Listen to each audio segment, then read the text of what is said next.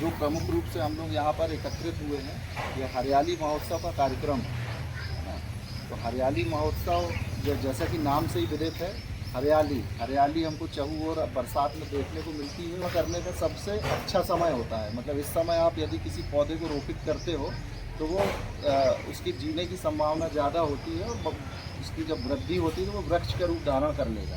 तो हमारे पुलिस अधीक्षक महोदय के मार्गदर्शन में हम लोगों ने ये कार्यक्रम आयोजित किया है। इस कार्यक्रम में पधारे हुए सभी प्रबुद्धजन, समाज के जितने भी वरिष्ठ नागरिक हैं और मेरे प्यारे बच्चों और यहाँ उपस्थित समस्त पुलिसकर्मी, इन सभी का इस कार्यक्रम में स्वागत है।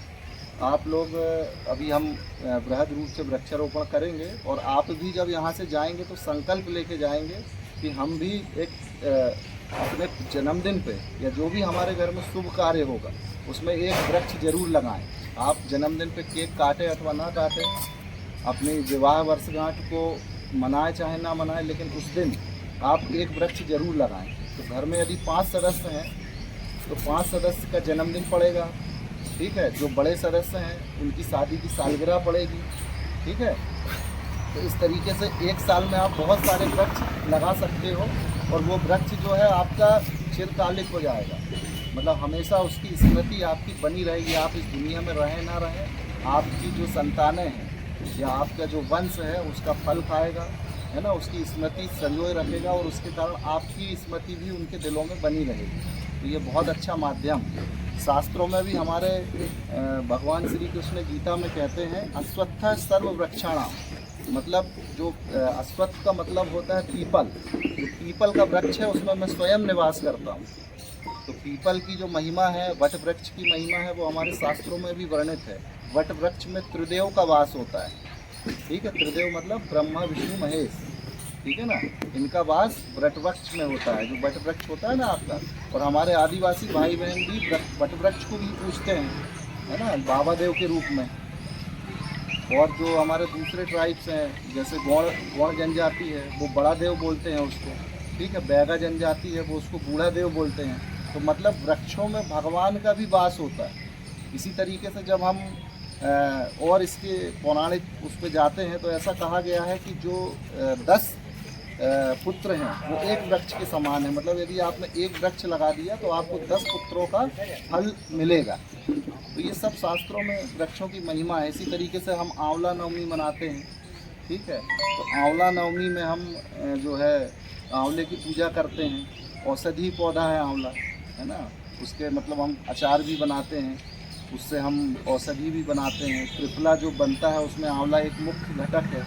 तो इस तरीके से वृक्षों की महिमा हर एक धर्मों में लिखी गई है, न केवल हिंदू धर्म में, सभी धर्मों में व्याप्त है। तो इसका पौराणिक महत्व भी है। इसके साथ साथ आप देख रहे हो कि हम इतने अच्छी जगह पे रह रहे हैं। हमारा क्षेत्र जो मध्य प्रदेश है वो वनों से आच्छादित है। इतने वन हैं यहाँ पे, पूरे भारत में सबसे ज़्यादा वन जो है वो मध्य प्रदेश में है। और उसमें भी हमारा जो आदिवासी अंचल है उसमें सबसे ज़्यादा वन है। आदिवासी प्रकृति का जो है संरक्षक है, प्रकृति पूजक होता है। इसलिए जो पेड़ पौधे हैं उनकी जब हम पूजा करते हैं तो हमारी जब इच्छा है उनको काटने की हो ही नहीं सकती, ठीक है ना। तो इस भाव से आप आज यहाँ आए हैं, तो सभी लोग संकल्प लेके जाएं और वृक्षारोपण अपने घर पे भी करें, अपने आसपास स्कूल के परिसर में भी करें, ठीक है। और जहाँ आपको लगता है, जैसे हम कोई फल खाते हैं, जैसे अभी आम का समय चल रहा है, तो आम की हमने गुठली यहाँ वहाँ ना फेंकें, हम उसको देख लें कहीं पे रिक्त भूमि पड़ी है तो वहाँ उसका पौधारोपण कर दें, उसका बीजारोपण कर दें।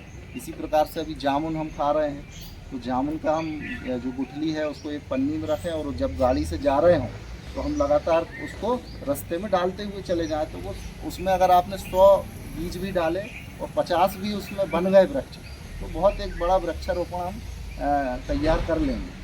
तो ये हमारे आने वाले भविष्य के लिए, मतलब आपकी संतति आपको गाली ना बके कि हमारे जो पूर्वज थे वो हमारे लिए कुछ भी छोड़ के नहीं गए, इतना प्रदूषण छोड़ के चले गए, है ना। तो ये स्थिति नहीं बनना चाहिए। तो हमें लगातार और वृक्ष लगा के उसको भूलना नहीं है। वृक्ष लगा दिया और उसका पालन पोषण एक संतान की भांति करना है। जैसे हम एक अपने बच्चे को पालते हैं, उसका पूरा केयर करते हैं, बीमार होता है तो डॉक्टर के पास ले जाते हैं, उसी प्रकार से जो वृक्ष आपने लगाया है उसको भी संतान की भांति हमको उसकी देखरेख करनी है। तो ही फिर वो बड़ा होके हमको छाया देगा, औषधि देगा, फल देगा, ठीक है ना।